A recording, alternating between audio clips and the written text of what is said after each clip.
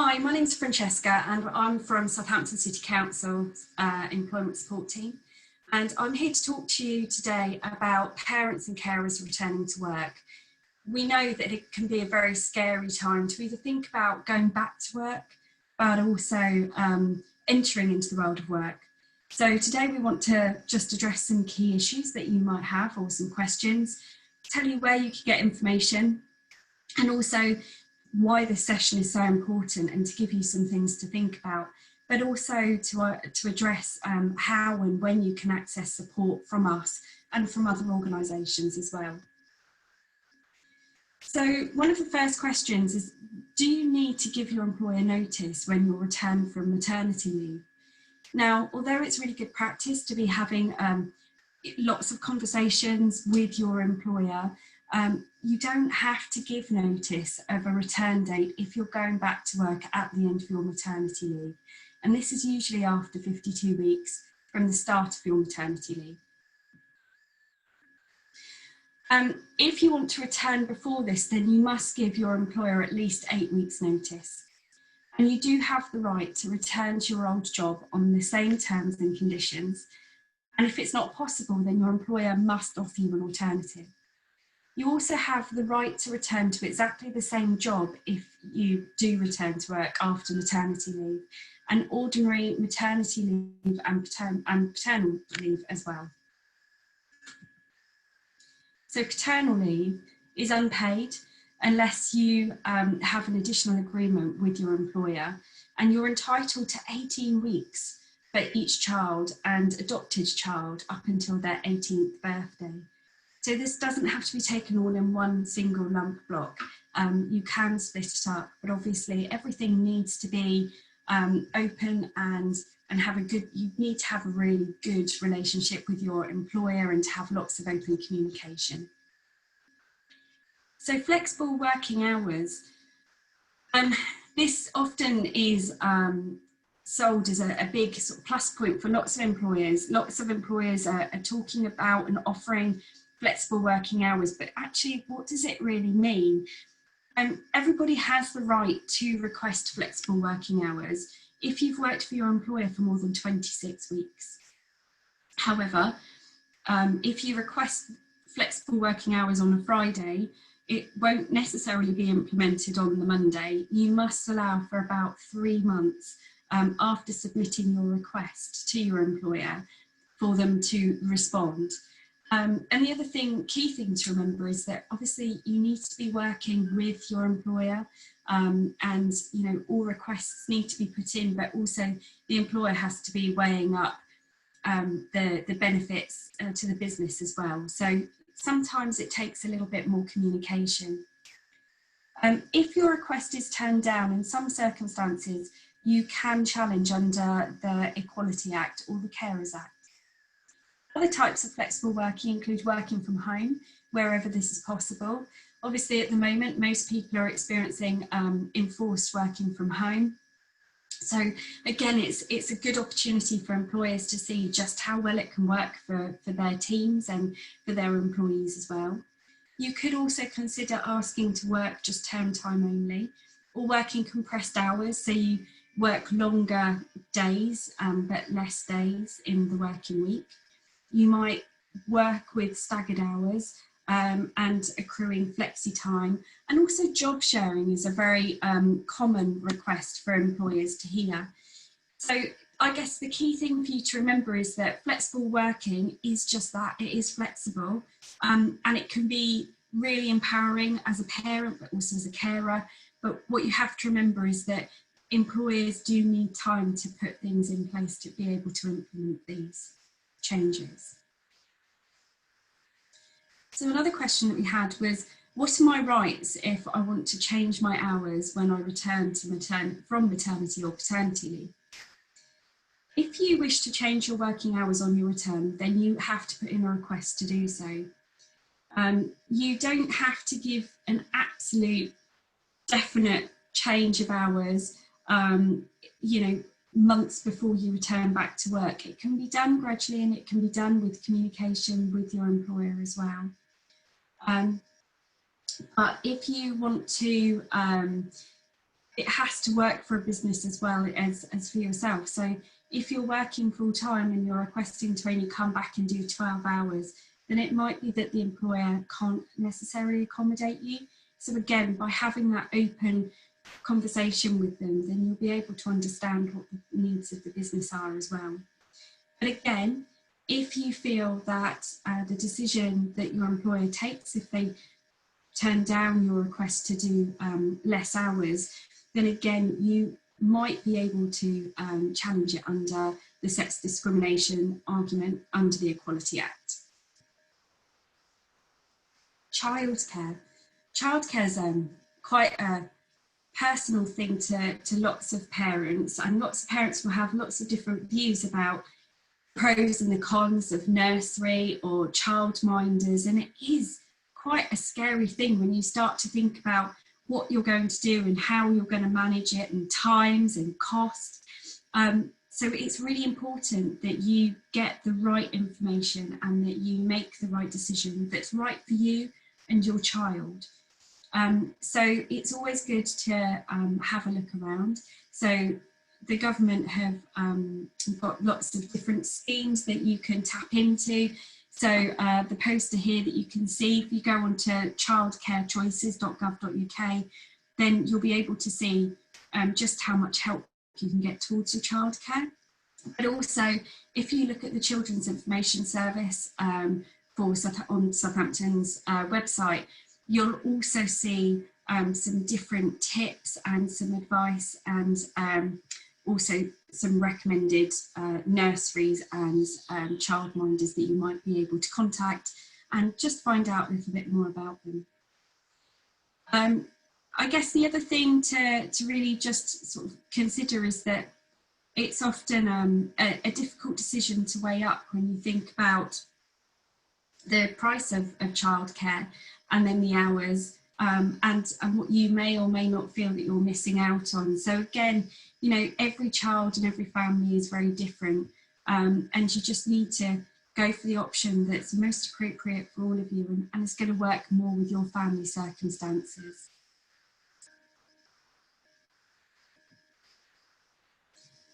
So carers' employment rights. Being a carer is not just, you don't just have to be an official carer. Carers come in all shapes and sizes and all types of people. So it doesn't necessarily have to be a family member or somebody who's living in your home. It can be a relative, but it can also be a next door neighbour that you're really, really close to. If you do things such as taking people shopping or taking people to doctor's appointments or helping them to engage in their local community, you are classed as a carer. And there's lots and lots of different support out there. And if you're caring for somebody who has a specific diagnosis, so for Alzheimer's or cancer, then there are lots of individual charities that can give you more information about being a carer for that specific person. However, we're really lucky that in Southampton we have Carers in Southampton, and we also have Carers Together who cover the Hampshire area as well. Both organisations are very good, and they'll give you a whole range of different support and advice and guidance. What I would really strongly encourage you to do though is, if you are a carer for somebody, then to contact Carers in Southampton and to ask for a carers assessment. And that carers assessment is a very informal phone conversation which will allow you to be assessed by somebody to see if you're eligible for a small personal grant each month. And it's not classed as part of a benefit or anything else. It's a little additional thank you, because by you stepping in and doing the work that otherwise social services or adult social care might have to pick up, or a domiciliary care company might have to pick up, you're saving them money. And so it's a local scheme, and you do have to hit a threshold, but it's just a little thank you. So all they ask is it's money that you spend on yourself. But also you can get the carers card, which can give you some discounts for lots of different businesses in Southampton. But more importantly, if you do have questions about working and being a carer and your rights, they're there to listen, they're there to signpost you. And also Carers Together also have an active listening phone line. So again, if you're at your wit's end or you've just got some questions and you don't know what the answers are or where to go, then you can just give them a ring and then they can signpost you and help you. The other really important organisation that's not on this slide is the Citizens Advice Bureau. We would always recommend that if anybody is having any problems around employment rights, then that should be one of the first places that you go to ask for some advice and help. Communication with your manager. So I mean, I've talked quite a lot through the slides around having really good communication with your manager. It's really, really important that you build up that relationship with your manager, regardless of being a parent or a carer, but particularly when you are, because it allows you to be able to build up that relationship so that there's the level of understanding between the two of you.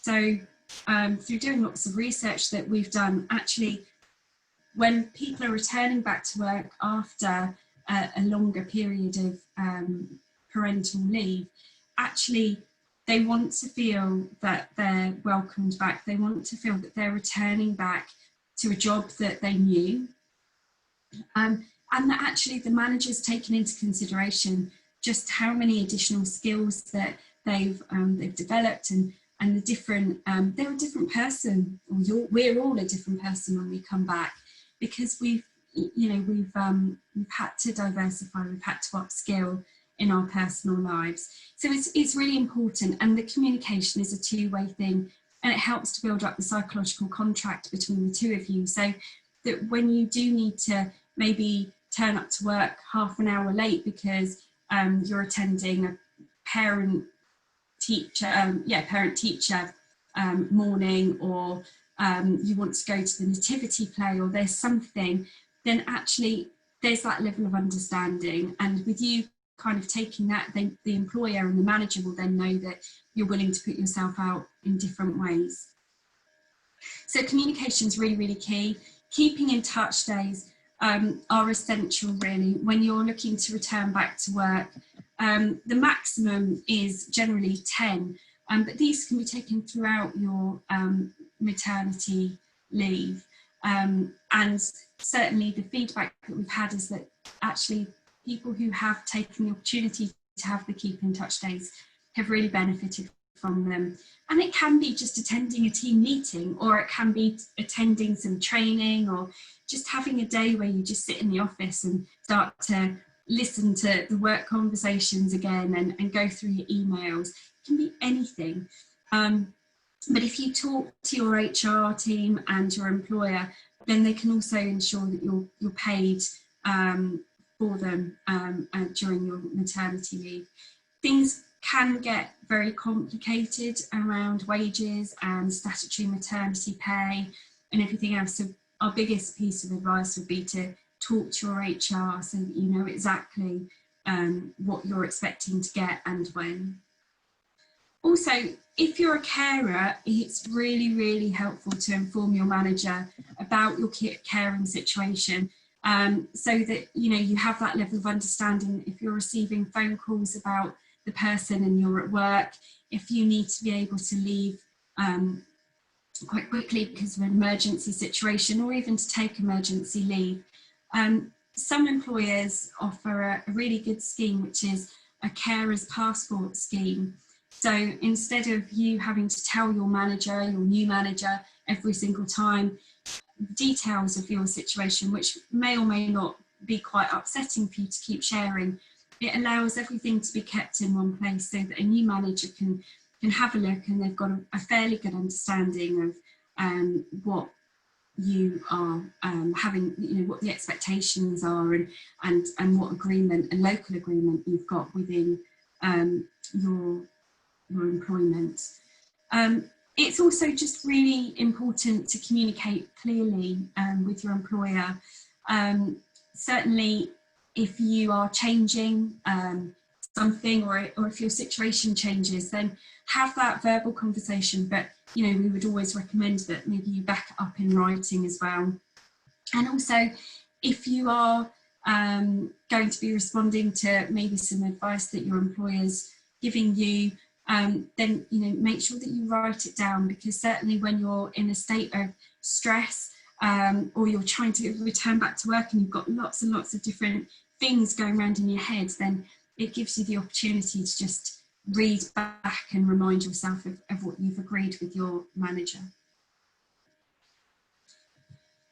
Planning to return to work, we've kind of touched on that with the Keep in Touch days, but it can be so overwhelming to plan your return. Some people will feel like they can't wait to get back to work and that they want to be the person that they were, and they're looking forward to being them as opposed to a mum or dad or wife or husband of somebody. So sometimes it's about feeling that you've got your own identity back, but it's also quite overwhelming, making sure that everything's put in place and you know where you're going, or you know that your staff pass is going to work, all of those little things. So the Keep in Touch days will really help you just build up your confidence and know that everything's in place. It's really good to meet with your manager and to put a plan together. So you could plan and start, with just your start date, and what you need to do to be able to update yourself and maybe upskill yourself. It might be that you work in an area where policies and procedures are constantly changing, or it might be that your organisation's been through a massive change. So really kind of finding out what the expectations are, what your role is, and also if there's anything that you need to read up on, so that when you're returning to work, you're feeling more confident, and you know the knowledge that you need to know. It can also be really helpful to just consider requesting doing some work shadowing of a colleague. Again, that can be classed as one of the Keep in Touch days. Team meetings, team sort of get-togethers, they're all really key, because it just helps you slot back in and to find your pace again. You might feel better about maybe talking to your manager about doing a gradual return to work. And, if that's your preference and your employer agrees, then that might work for you. So lots of things to think about. And I think maybe the best place that you could start is just sit down and make a list of what your anxieties are about returning to work, what you've got to consider, and what might work for you. If you go to your employer with a plan and with some ideas, then you've got a really good base point to start at. And then you can start building the plan together. And because it's something that you work with together, it means that you're both invested in it, and it's more likely to work. Wellbeing is so important. It's important in everybody's just daily life, whether you're working or not working, or whether you're a carer and not a carer.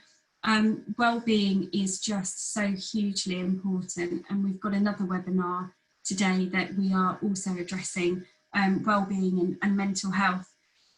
It can be really helpful to reflect on things when your wellbeing is, well, just reflecting on things really, and that really helps your wellbeing.